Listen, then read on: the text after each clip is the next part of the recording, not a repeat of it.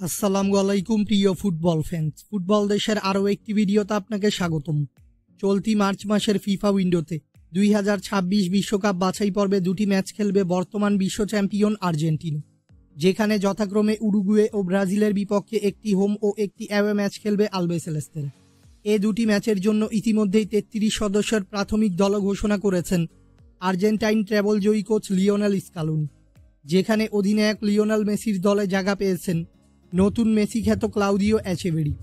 চলুন এক নজরে দেখে নেই আর্জেন্টিনার 33 সদস্যের প্রাথমিক দলে কারা রয়েছেন। গোলকিপার হিসাবে ডাক পেয়েছেন এমেলিয়ানো মার্টিনেস, জেরেনেমো রুলি ও ওয়াল্টার বেনিটেজ।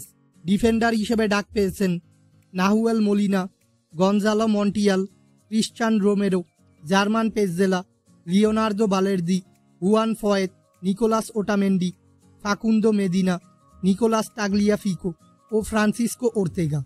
মিডফিল্ডার হিসেবে ডাক পেয়েছেন Leandro Paredes, Enzo Fernandez, Rodrigo De Paul, Exequiel Palacios, Alexis Mac Allister, Giovani Lo Celso, Maximo Perrone, Giuliano Simeone, Benjamin Dominguez ও থিয়াগো আলমাদা।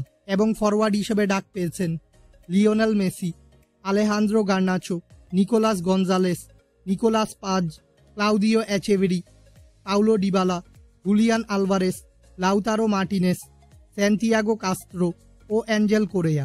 মূলত মার্চ মাসের ম্যাচগুলোর জন্য আর্জেন্টিনার 33 সদস্যের প্রাথমিক দলে এই খেলোয়াড়গুলোই জায়গা পেয়েছেন। ফুটবলের সকল নিউজ এবং আপডেটস পেতে আমাদের চ্যানেলটি সাবস্ক্রাইব করবেন এবং আমাদের সাথেই থাকবেন। ধন্যবাদ।